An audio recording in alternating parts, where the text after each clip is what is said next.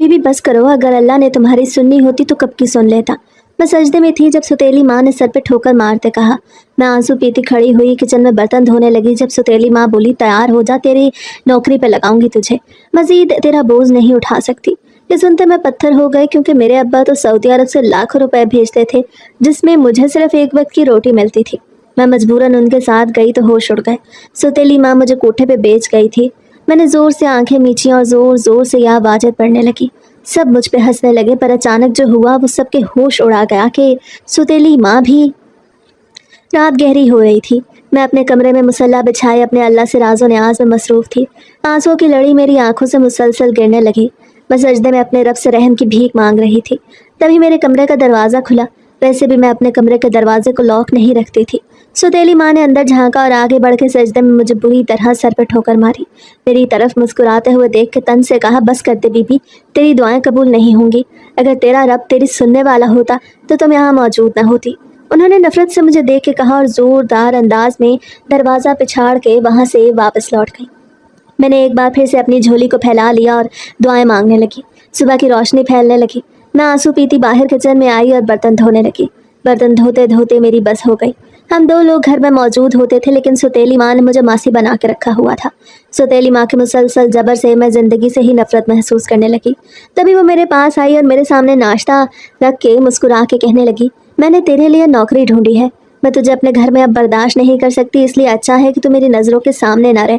आज ये तेरी ज़िंदगी का आखिरी नाश्ता है जो मुझे दे रही हूँ। अब तू वहाँ नौकरी करेगी और वहीं से तू अपनी ज़िंदगी गुजारेगी। सुतेली माँ का ये कहना सुन के मैं हैरान रह गई। मैंने कोई भी सवाल न किया। मैं समझी उनकी आदत है, पर वो अपनी आदत से मजबूर होकर ये सब कुछ कहती हैं। लेकिन उस वक्त मैं हैरान रह गई जब उन्होंने मुझे तैयार होने का कहा। मैं पत्थर की हो गई। भला मुझे नौकरी की क्या ज़रूरत थी। मेरे बाबा सऊदीया में थे तो हज़ारों रुपए हमें महाना खर्चे की मद में भेजते थे, लेकिन मेरी सुतेली माँ मुझे एक वक्त की रोटी दे के एहसान करती थी। लेकिन अब ये नौकरी वाली बात सुन के मेरे पैरों तले से ज़मीन खिसक गई। उन्होंने ज़बरदस्ती मुझे खड़ा किया और घसीट के वहाँ से ले जाने लगी। मैं रो रही थी, मिन्नतें कर रही थी, लेकिन मेरी सौतेली माँ ने जुल्म और जबर की हद पार करते हुए मेरी एक न सुनी और मुझे रिक्शे में बिठा के एक ऐसी जगह ले गई जिसे देखते ही मेरी आंखें फटी की फटी रह गईं। वो मुझे कोठे पे ले गई थी और उन्होंने मेरा पहले से ही वहाँ सौदा कर दिया था। सौदे की बात सुनते ही मैं अपनी जगह पत्थर की हो गई, यानी मेरी सुतेली माँ ने मेरे लिए नौकरी ढूंढने के बजाय मुझे कोठे पे भेज दिया और मैं तवाइफों की लिस्ट में शामिल हो गई। मुझे अपनी किस्मत पे यकीन ही ना आया। मैं वहीं धाड़े मार मार के रोती रही और अल्लाह का विर्द करती रही। अल्लाह के बबरकत नाम को अपनी ज़ुबान पे जारी रखा। मेरी ज़ुबान पे बार बार या वाजिद का विर्द जारी था। मैंने अपनी हर मुमकिन हद तक कोशिश की, अपने हवासों को काबू में रखा। मैं जानती थी कि शोर शराबा करने से कुछ भी नहीं होगा, लेकिन अल्लाह पाक की मदद मेरे लिए ज़रूर हाजिर हो जाएगी। मेरे अंदर वजद की कैफियत पैदा हो गई। वहाँ मौजूद तमाम लोग मुझे देख के हंसने लगे। कई लोगों की आवाज़ें मेरे कानों में पड़ने लगी। ये यहाँ गुनाह वाली जगह पे अल्लाह का नाम ले रही है, अल्लाह पाक इसकी मदद नहीं करेंगे, ये पागल हो चुकी है, और इस जैसे बहुत से जुमले मुझे सुनाई दिए। लेकिन मैंने अपनी आंखें बंद रखी और अल्लाह की मदद पे भरपूर यकीन रखा। उस वक्त तक अपनी आंखें नहीं खोली कि जब मुझे अपने अंदर एक सुकून उतरता महसूस हुआ। मैंने जैसे ही आंखें खोली तो सामने का मंजर देख के मैं अपनी जगह दंग रह गई। ये मंजर मैं अपनी ज़िंदगी में कभी नहीं भूल सकती थी। यह मंजर मेरी ज़िंदगी का वो मंजर था जिसकी मैंने कभी ख्वाहिश तो नहीं की थी, लेकिन जालिम को उसकी सज़ा ज़रूर मिलने वाली थी। ये बात मुझे अच्छी तरह मालूम थी और आज इंसाफ होते मैंने खुद अपनी आंखों से देखा था। जो सच मुझे दिखाई दिया था मेरे ईमान में इजाफा कर गया और मैं अपने माजी में सफ़र करने लगी।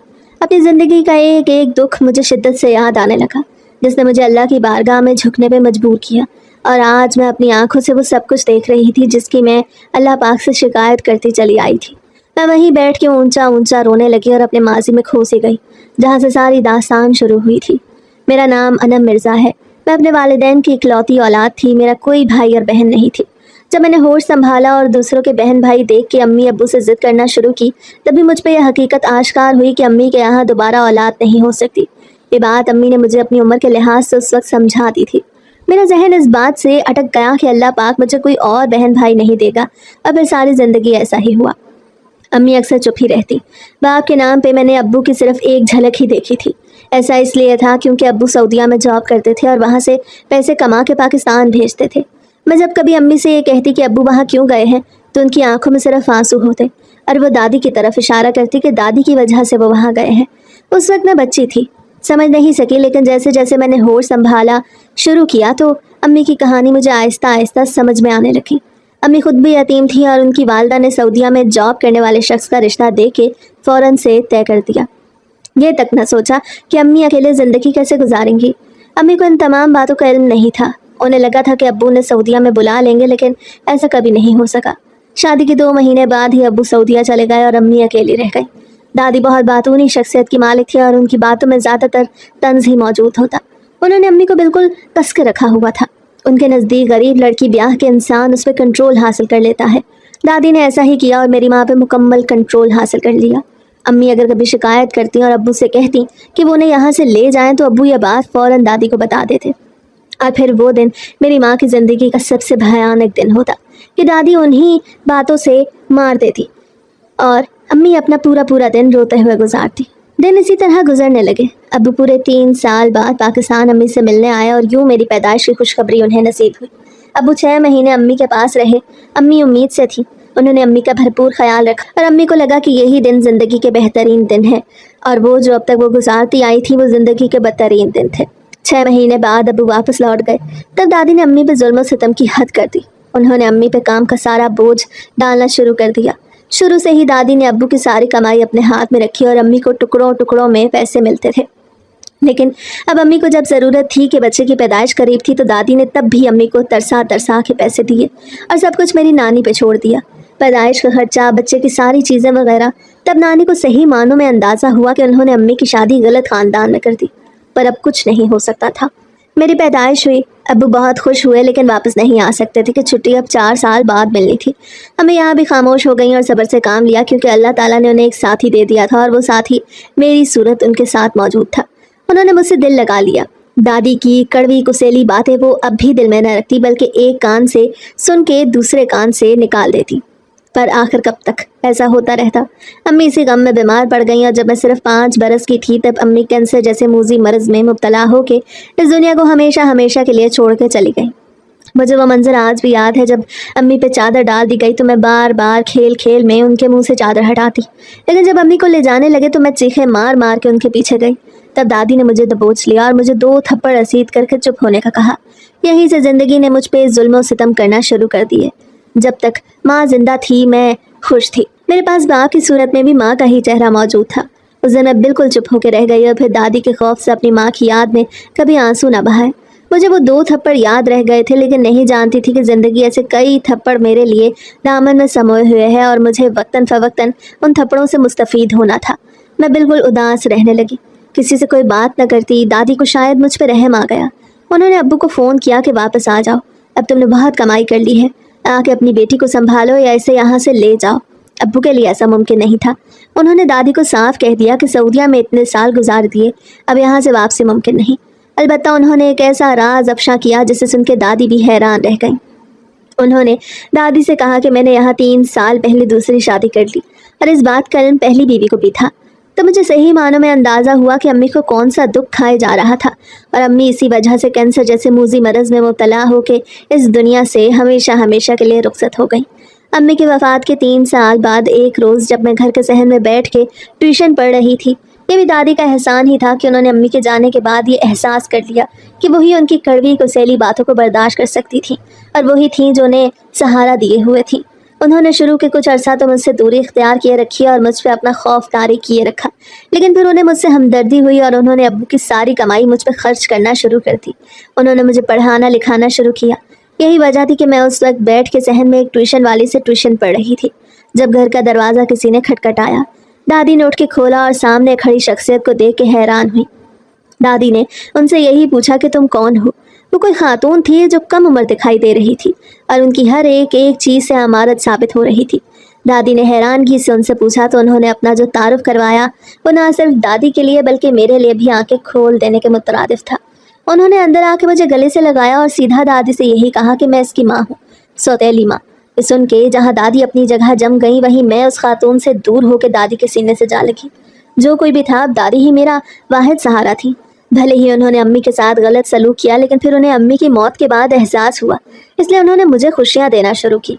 पर उन खुशियों की मुद्दत बहुत थोड़ी थी और यूँ उस खातून के आने के बाद ज़िंदगी एक बार फिर से 180 डिग्री के जाविये से बदल गई।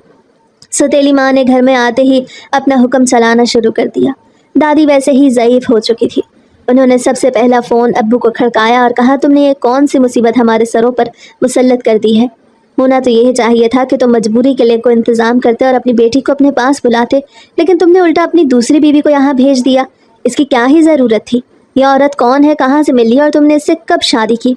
दादी को ये तो पता था कि अब्बू ने दूसरी शादी की, लेकिन उन्हें ये नहीं पता था कि अब्बू इसी औरत को हमारे घर में वापस भेज देंगे और मुझे लेके नहीं जाएंगे। इसी बात का दादी को बेहद गुस्सा था। अब्बू ने तब सारी कहानी सुनाई कि सौतेली माँ का नाम रिजवाना था और रिजवाना आंटी पाकिस्तानी ही थी, लेकिन सऊदीया में वो पथारे में सामान लगा के सामान बेचती थी। उन्होंने अपनी दास्तान अब्बू को सुना रखी थी और अपनी मजबूरियों की दास्तान में जकड़ के अब्बू को अपने जाल में फंसा लिया। अब्बू वैसे भी वहाँ अकेले थे। उन्हें एक मददगार और साथी की ज़रूरत थी जो उनके साथ ज़िंदगी में चल सके, और यूं अब्बू ने मेरी अम्मी के साथ भरपूर नाइंसाफ़ी करके एक दूसरी शादी कर ली और उसे अपने साथ रखने लगे। वो खर्चा बराबर भिजवाते रहे, लेकिन अम्मी को खर्चे से ज़्यादा उनकी ज़रूरत थी। फिर एक दिन अम्मी ने जब फ़ोन पे अब्बू से बहुत ज़्यादा सऊदीया बुलाने की ज़िद की तो अब्बू ने उन्हें साफ बता दिया कि यहाँ उनकी दूसरी बीवी मौजूद है, तुम यहाँ नहीं आ सकती, तुम पाकिस्तान में ही रहोगी। इस बात का अम्मी ने सदमा ले लिया और चंद सालों में ही वो चल बसी कि जब सिला यही मिलना था तो फिर ऐसी ज़िंदगी का क्या फ़ायदा। पर पीछे मैं रुल के रह गई। अब सौतेली माँ का घर पे राज था। दादी भी अब ज़ईफ़ हो चुकी थी, इसलिए उनका अमल दखल घर में बहुत हद तक कम हो गया था। उन्होंने घर की हर चीज़ को अपने हाथ में ले लिया था, राज करना शुरू कर दिया था। यहाँ तक कि अब्बू जो पैसे पहले दादी को भिजवाते अब वो सौतेली माँ के हाथ में रकम आने लगी। उन्हें मुझसे तो कोई खुदा वास्ते का बैर था। मुझसे हर मामले में उन्हें हसद होता और उन्होंने मुझे साफ और वाज़े तौर पे बताया कि तेरा इस घर में चंद दिनों में दाखला बंद कर दूंगी, क्योंकि उन्हें मुझ पे गुस्सा था। वो पाकिस्तान नहीं आना चाहती थी, लेकिन कहीं ना कहीं अब्बू के दिल में मेरे लिए मोहब्बत थी। उन्हें जब पता चला कि अब मैं अकेली रह गई हूँ और दादी भी मुझे नहीं संभाल सकती, तो उन्होंने मेरी सौतेली माँ को सऊदीया से पाकिस्तान भेज दिया ताकि वो मुझे संभाले।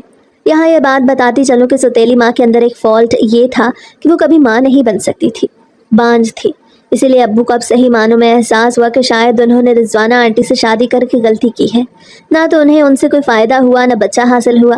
और अब जो इकलौती औलाद थी उसे संभालने के लिए जब भेजा तो शुरू में उन्होंने अब्बू से बहुत ज़्यादा झगड़े किए, लेकिन फिर एक चुप ओढ़ लिया और उन्होंने मुझे अपना टारगेट बनाना शुरू कर दिया ताकि वो अब्बू को ये बता सके कि मैंने तो उसका भरपूर ख्याल रखा, लेकिन यही निकम्मी निकली। मैं उस वक्त सिर्फ 10 बरस की थी और उन्होंने एक लंबी प्लानिंग की हुई थी। मुझे उनकी प्लानिंग की अलिफ बे भी मालूम नहीं थी। मुझे तो बस ये था कि दादी हमेशा सेहतमंद रहें। मेरा अब उनसे दिल जुड़ गया था और वो भी मुझसे मोहब्बत करने लगी थी। मैं नहीं चाहती थी कि वो मुझसे दूर हो। मैंने हमेशा यही चाहा कि अम्मी के बाद वही मेरे करीब रहे, लेकिन कुदरत को कुछ और ही मंजूर था। सौतेली माँ ने दादी की हर बात नज़रअंदाज करना शुरू कर दी। उन्होंने सबसे पहले दादी का ये आबाई घर बेच के एक अच्छे खासे इलाके में घर ले लिया। दादी को इसी बात का सदमा हुआ, लेकिन उन्होंने उफ तक न की। जानती थी कि अब वो सौतेली माँ के रहमो करम पे हैं और अगर कुछ भी कहा तो वो खाना पानी बंद कर देंगी। मुझे और दादी को सिर्फ एक वक्त का और कभी कभी 2 वक्त का खाना मिल जाता। फ्रीज़र पे ताला लगाना उनका काम था। अलमारियों पे हर किस्म के लॉक लगा के रखे थे और हम दोनों को वाज़े तौर पे उंगली उठा के बता दिया गया था कि घर में से अगर कभी कोई चीज़ गायब हुई तो सबसे पहले उन्हीं पे शक होगा। सौतेली माँ ने घर को सजाना शुरू किया तो बेदरेग पैसा लुटाया। दादी की दवाइयों के पैसे भी अब उन्होंने देना बंद कर दिए थे और ये कह के दादी को बहुत ज़्यादा दुख पहुंचाया कि आपके पाँव तो वैसे भी कब्र में लटके हुए हैं, आपको दवाइयों की क्या ज़रूरत है, आपकी उम्र मुकम्मल हो गई है, आपको इस दुनिया से आखिर जाना ही तो है, दवाइयों में पैसे ज़ाया करने का क्या फ़ायदा। सुना जब आप अपने बिस्तर पे लेट के अपनी ज़िंदगी के दिन गिने और ये सोच लें कि एक ना एक दिन तो मुझे जाना ही है, मैं आप पर मज़ीद पैसे नहीं लौटा सकती, ये मेरे शौहर की कमाई है, मैं वैसे भी यहाँ नहीं आना चाहती थी, मजबूरन आना पड़ा, तो अब आपको मेरे हुक्म मानना पड़ेगा। दादी खामोश हो गई। 2-3 दिन तक वो बीमार रहीं। दवाइयाँ ख़त्म थीं। मेरे पास पैसे नहीं थे, वरना मैं दादी की दवाइयाँ ख़रीद लेती। उस वक्त मैं 13 बरस की हो चुकी थी और उन 3 सालों में जो जुल्म सितम सौतेली माँ कर सकती थी उन्होंने किया। फिर वो हुआ जिसका मैंने कभी तसव्वुर भी ना किया, हालांकि ऐसा होना अज़ल से लिखा जा चुका था। दादी एक रोज़ सोई तो उन्होंने सोने से पहले मुझे अपने पास बुलाया। मेरे सामने हाथ जोड़ के कहने लगी, रोज़ अपनी माँ की कब्र पर जाया कर, यही कहना कि वो मुझे माफ़ कर दे।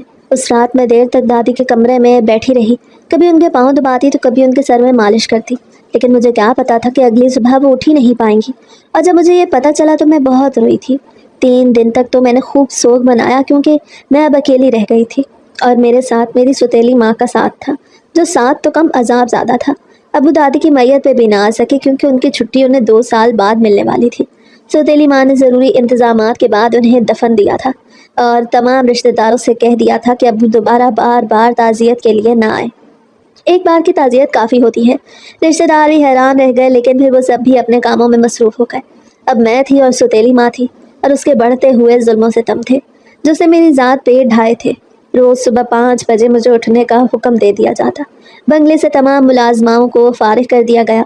ये कह कर के सौतेली माँ ने एक नई मुलाजमा ढूंढ ली, और वो मुलाजमा कोई और नहीं बल्कि मैं थी। दादी के जाते ही सबसे पहले उन्होंने मेरी स्कूल से छुट्टी करा दी। मैं जो 8वीं क्लास में थी, पढ़ाई छूट जाने पे मैंने काफ़ी एहतजाज किया, यहाँ तक कि अपने अब्बू को फ़ोन मिला के सूरत हाल बतानी चाहिए, लेकिन सौतेली माँ ने मेरे हाथ से फ़ोन छीन के पटक दिया और मुझे उस रोज़ बेहद तशद्दुद का निशाना बनाया। मुझे साफ और वाज़ेह तौर पे बता दिया कि आइंदा कभी ऐसी हरकत करने की कोशिश की तो मैं तुम्हारी जान ले लूँगी और तुम्हारे बाप को बता दूँगी कि वो भाग गई है, अपने किसी आशिक के साथ चली गई है और दोबारा लौट के वापस नहीं आएगी। सौतेली माँ ने ये जुल्म सितम मुझ पर काफ़ी अरसा तक जारी रखा और मैं चुपचाप ये बर्दाश्त करती रही, क्योंकि उन्होंने जिस चीज़ से मुझे डराया था मुझे उससे बहुत खौफ आता था। मैंने अपना किरदार काफ़ी संभाल संभाल के रखा था, और अगर यही किरदार ख़त्म हो जाता तो फिर ज़िंदगी में बाकी पीछे बच क्या जाना था। मैंने चुपचाप उनके जुल्म सितम पे सर झुका दिया और अपने रब से दुआएं मांगने लगी। सुबह 5 बजे उठ जाती, घर के सारे काम करती, खाना पकाने से लेकर बर्तन मांजने और कपड़े रगड़ने के बाद उनकी खिदमत करने का वक्त शुरू हो जाता। कभी मैं उनके पैर दबाती तो कभी उनके लिए खाना निकाल के लाती, कभी उनके सर में मालिश करती। इन तमाम चीज़ों के दौरान मेरी आंखों से आंसू निकलते रहते और मैं दिल ही दिल में अपने रब से कह रही होती कि अल्लाह मुझे इतनी हिम्मत दे कि मैं अपनी ज़िंदगी को संवार सकूं और मुझे सौतेली माँ जैसे आज़ाद से निजात मिल सके। उन्होंने 15 बरस की उम्र से मेरे लिए रिश्ते ढूंढना शुरू कर दिए, और जब मैंने रो रो के इनकार किया तो उन्होंने अब्बू को फ़ोन लगा के मेरी शिकायत कर दी कि ये शादी नहीं करना चाहती। इसे कह दो कि ये शादी करे ताकि मैं दोबारा तुम्हारे पास सऊदी आ सकूं। अब्बू ने उल्टा मेरी तरफदारी की तो वो हैरान रह गई। कहने लगी, ठीक है, जैसे तुम चाहोगे वैसा ही होगा, बस तुम पैसे भेजना मत छोड़ना। ये कह के उन्होंने फ़ोन बंद कर दिया, और तब उनके दिमाग में क्या चल रहा था मुझे मालूम ना हो सका। लेकिन एक रोज़ मुझे उनका एक ऐसा राज मालूम हुआ जिसने मेरी आंखें खोल दी। मेरी सौतेली माँ मेरे बाप को धोखा दे रही थी और उनकी दौलत अपने दोनों हाथों से लुटा रही थी। मैंने पहले भी बताया कि वो कम उम्र थी और उसने अब्बू से सिर्फ पैसे की खातिर शादी की थी, इसलिए उसने इस बात को खूब कैश किया। बज़ाहिर तो वो अब्बू से नाराज़ दिखाई देती और बार बार सऊदी जाने का मुतालबा करती, लेकिन दर हकीकत उसके दिल में चोर था। वो बस ये मालूम करना चाहती थी कि कहीं अब्बू उन्हें सरप्राइज़ देने के लिए पाकिस्तान तो नहीं आ रहे, और इसी बात की बार बार पूछताछ ने मुझे हैरत में मुब्तला कर दिया। अब ये सब कुछ तो होना ही था। अब उस वक्त रात के 3 बज रहे थे। मुझे घर में बहुत सारी आवाज़ें आईं। पहले तो मैं खूब डरी, लेकिन फिर मुझे अंदाज़ा हुआ कि मेरी माँ तेज़ तेज़ बातें कर रही है। मैं तजस्सुस में मुब्तला हो गई। अंधेरे में आगे बढ़ने लगी तो देखा कि वो ऑनलाइन शॉपिंग कर रही थी। उसकी बाकायदा आवाज़ आ रही थी। तभी दरवाज़ा खुला और मैं दीवार से लग के छुप गई, लेकिन शायद सौतेली माँ मुझे देख चुकी थी। उसने अंदाज़ा लगा लिया कि मैं उनकी बातें सुन रही हूँ। उसने इस सब का बहुत बुरा मनाया। उसे पाकिस्तान में यही काम तो सिर्फ किया था। ये खबर मुझ पे बिजली बन के गिरी। सौतेली माँ मुझे देख चुकी थी, इसलिए उसने अगली सुबह मुझे खबरदार किया कि अगर मैंने ये बात किसी को बताई तो वो दिन मेरी ज़िंदगी का आखिरी दिन होगा। मैंने चुप ओढ़ ली, क्योंकि मैं अब्बू से सख्त नाराज़ थी, क्योंकि उन्होंने दूसरी शादी करके मेरी माँ को बहुत ज़्यादा दुख दिया था। ऐसे में अगर खुदा उन्हें सज़ा दे रहा था तो मैं कौन होती थी उन्हें खबरदार करने वाली। मैंने इस मामले को ऐसे ही चलने दिया, सिर्फ अल्लाह से कहती कि या अल्लाह तू ही इंसाफ करना और सौतेली माँ को एक दिन ऐसी शिकस्त से दो चार करना कि वो चाह के भी अपनी ज़िंदगी को ना संवार सके। वो दोनों हाथों से मेरी ज़िंदगी बर्बाद कर रही थी। अब्बू से मिलने वाले सारे पैसे वो अपने ऊपर लुटाए जा रही थी और खूब खुले हाथों से खर्च कर रही थी। मुझे दिन भर में सिर्फ एक ही रोटी नसीब होती जिसे खा के मुझे घर के सारे काम करने पड़ते। मैं अब थक चुकी थी और चाहती थी कि ज़िंदगी बदल जाए। मैं चाहती थी कि अब ज़िंदगी में कोई मौजज़ा हो जाए, कोई ऐसी काया पलट हो कि मैं सुकून का सांस लूँ। लेकिन नहीं जानती थी कि ज़िंदगी में अभी बहुत सी आजमाइशें बाकी हैं। एक ऐसी आजमाइश मेरे गले पड़ने वाली है जिसके बाद मेरे सब्र का दामन मेरे हाथ से छूट जाएगा। एक ऐसा ही दिन था जब मैं तहज्जुद की नमाज अदा कर रही थी। अम्मी के जाने के बाद से मैंने जब से होश संभालना शुरू किया तो तहज्जुद की नमाज शुरू कर दी। ये बात अम्मी ने ही मुझे सिखाई थी, क्योंकि मैंने उन्हें अक्सर तहज्जुद की नमाज पढ़ते देखा था और फिर उनके जाने के बाद ये आदत मुझ पे भी आ गई। میں اپنے رب سے راز و نیاز میں مصروف تھی کہ میں نے اسے ہی اپنا دوست بنا لیا اور اسی سے اپنی ہر بات ہر شکایت کرتی۔ وہی میرا رازدار تھا اور وہی میرا سب کچھ تھا۔ اب میں نے ستیلی ماں کی باتوں پہ جلنے کڑنے کے بجائے خاموش رہنا سیکھ لیا، لیکن مجھے نہیں پتا تھا کہ ستیلی ماں میرے لیے ایک بہت بڑا منصوبہ بنائے ہوئے ہے۔ میں بے خبر ہوں۔ ایک روز میں تہجد کی نماز پڑھ رہی تھی، تبھی مجھے ایسا لگا کہ کوئی دروازہ کھول کے اندر آیا ہے۔ میں سجدے میں تھی، میرا دل نماز میں تھا، لیکن انسان کا ذہن دوسری باتوں کی طرف بھی بھٹک جاتا ہے۔ اس وقت بھی میں چکنا ہو گئی۔ مجھے اندازہ نہیں تھا کہ میرے کمرے میں داخل ہونے والی شخصیت میری ماں کی ہوگی۔ انہوں نے مجھے دیکھ کے طنزیہ جملہ کہا اور مجھے پاؤں سے زوردار ٹھوکر ماری۔ مجھے اسی طرح نماز میں اپنے رب کے آگے روتے دیکھ اس نے اتنا کہا کہ بس کر دے بیوی، اگر تیری بات تیرا خدا ماننا چاہتا تو آج تو یہاں نہ ہوتی، لیکن تیری قسمت خراب ہے۔ تیرے باپ نے مجھے تیری رکھوالی کے لیے یہاں بھیجا اور مجھے بھول گیا۔ سمجھ رکھا ہے کہ میں تیری سگی ماں کی طرح ہوں جو اس کے ہر ظلم و ستم کو برداشت کر لے گی، لیکن یہ بات یاد رکھ کہ میں اس جیسی ہرگز نہیں۔ مجھے باتیں سنا کے وہ وہاں سے واپس لوٹ گئی تو میرے رونے میں اور زیادہ شدت سے تیزی آ گئی اور میں زاروں قطار رو پڑی۔ اپنے رب کے آگے جھولی پھیلا کے اس سے صرف اتنا کہا کہ یا اللہ تو ہی انصاف کر، کہ تیرے انصاف پر ہی میں گزارا کر رہی ہوں، اور اس بات کی امید ہے کہ ایک نہ ایک دن تو ضرور میری زندگی کو بدل دے گا۔ جائے نماز طے کر کے میں باہر آئی تو کچن میں بڑے ڈھیروں برتن دھونے لگی۔ ان برتنوں سے مجھے اندازہ ہو رہا تھا کہ میری ستیلی ماں کا کام کرنے کا کوئی موڈ نہیں ہے اور اس نے باہر کا کھانا کھا کے میرے لیے برتن کچن میں سجا دی ہیں تاکہ میں دھوں۔ میں برتن دھو دھو کے تھک گئی تھی۔ پھر اس نے میرے آگے کپڑوں کا ڈھیر رکھ دیا، لیکن اس سے پہلے اس نے میرے آگے ناشتہ رکھا اور خوش آمدی انداز میں کہا ناشتہ کر لے، تو اس سے ایک ضروری بات کرنی ہے۔ اس کا یہ رویہ مجھے کھٹکا ضرور تھا، لیکن میں 2 دن کی بھوکی تھی، ڈھنگ سے کھانا نہیں کھایا تھا، اس لیے اسے کچھ بھی نہ کہا اور ناشتہ کر کے جیسے ہی کپڑے دھونے کے لیے صحن میں جانے لگی تو اس نے میرا ہاتھ پکڑ لیا اور کہا بس بہت ہو گیا، تیرے ہر وقت کے خرچے مجھ سے برداشت نہیں ہوتے ہیں۔ اپنی ستیلی ماں کی یہ بات سن کے میری آنکھیں ابل پڑیں اور میں نے حیرت سے اس کی طرف دیکھا۔ کہنے لگی میں نے تیرے لیے ایک نوکری ڈھونڈ لی ہے، تو اس پر خود کما خود ہی کھائے گی اور میرے سر سے تیرا بوجھ اتر جائے گا۔ میں تب بھی چپ رہی کہ ستیلی ماں کی عادت ہے وہ کبھی بھی کچھ بھی بولتی رہتی ہے، لیکن یہاں میں غلطی پہ تھی۔ اسے مجھے تیار ہونے کا کہا اور مجھے زبردستی اس جگہ لے گئی جہاں اس کے بقول اس نے میرے لیے نوکری ڈھونڈ رکھی تھی، لیکن اس جگہ داخل ہوتے ہی میں اپنی جگہ تھم سی گئی۔ وہاں عجیب سا ماحول تھا، خوشبو رچی بسی تھی۔ بہت سی عورتیں بھڑکیلے اور تیز میک اپ میں وہاں اپنی ادائیں دکھا کے یہاں سے وہاں ٹہل رہی تھی۔ سفید چاندنیاں بچھی ہوئی تھیں اور ان پہ گاؤ تکیوں کے ساتھ مرد بھی بیٹھے تھے۔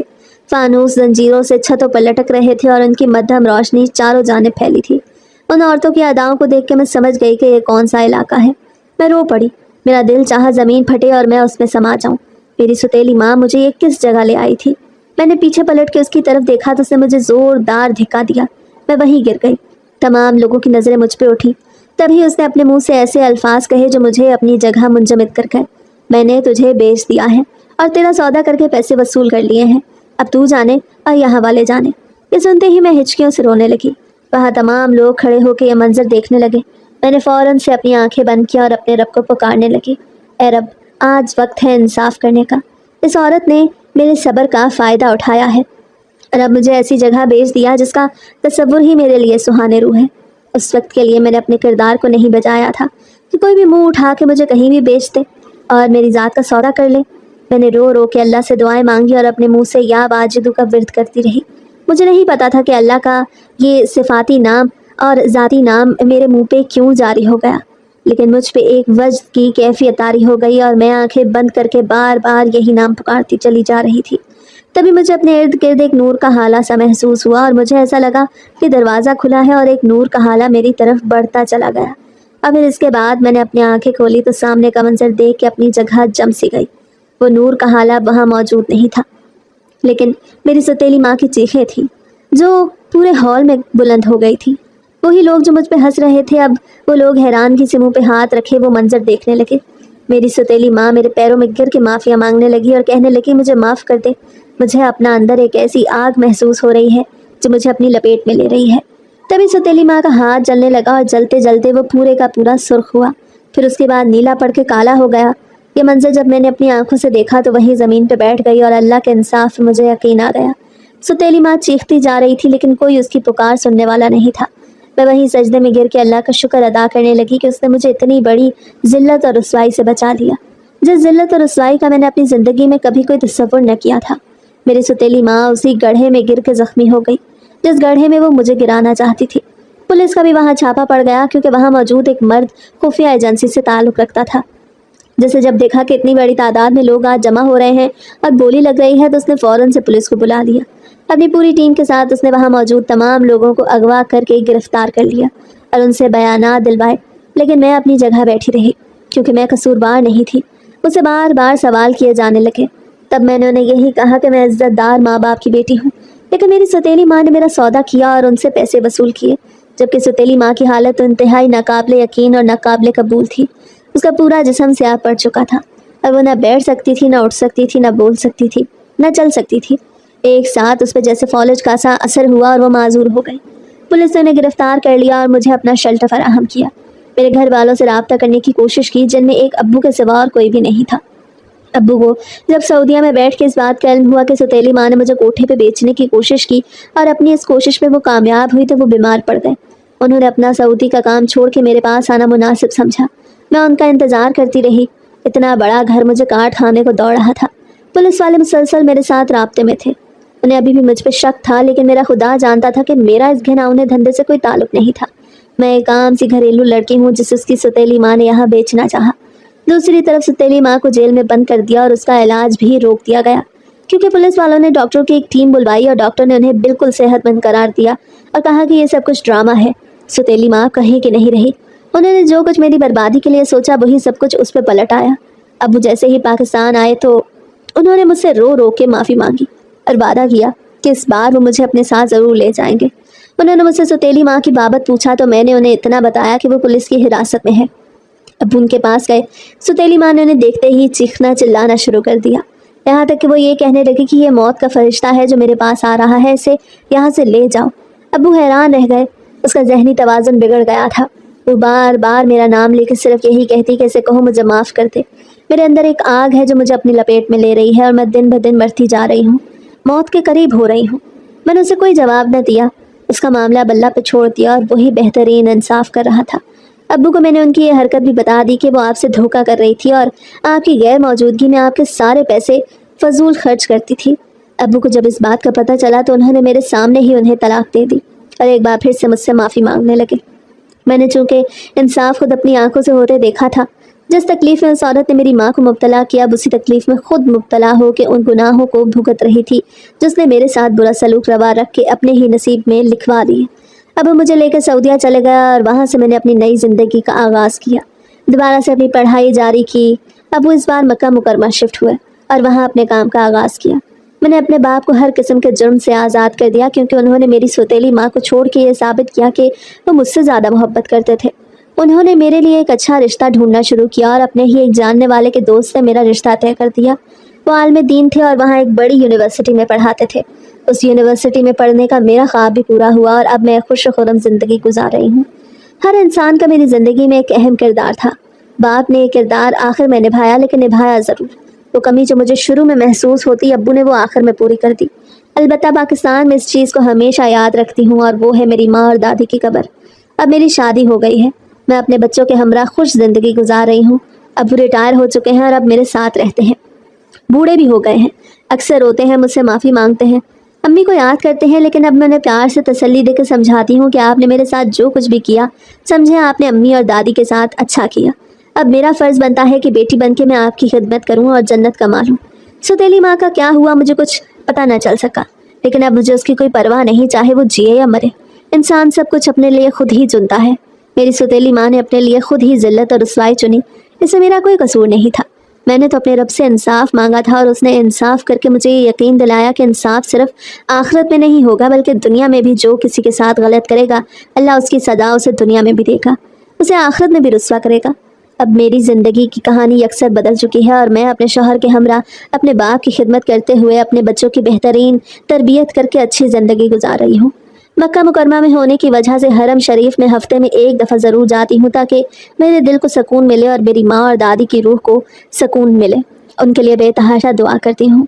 मेरी ज़िंदगी हसीन से हसीन तर होती चली जा रही है और इसके लिए मैं अल्लाह का जितना भी शुक्र अदा करूँ वो